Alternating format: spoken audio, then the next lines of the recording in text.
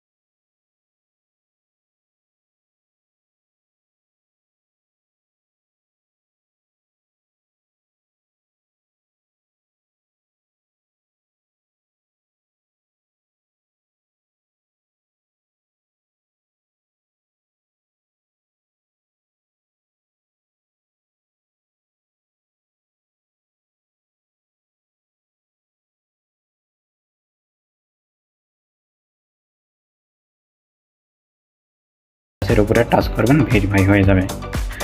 দ্বিতীয় টাস্ক, এখানটায় আপনাকে ট্রেড করতে হবে। হ্যাঁ, তো ট্রেড করার জন্য আপনি সিম্পলি এই ট্রেড নাও অপশন একটা টাচ করে দিবেন। টাচ করার পরে সেম প্রসেসে আপনি ওয়ালেটটা আবারও কানেক্ট করে নেবেন। কানেক্ট করার পরে এখানটা আপনাকে কোন কয়েনের উপরে আপনি ট্রেড নেবেন, তো সেটা আপনাকে আগে সিলেক্ট করবেন। তো আমি সাজেস্ট করবো আপনি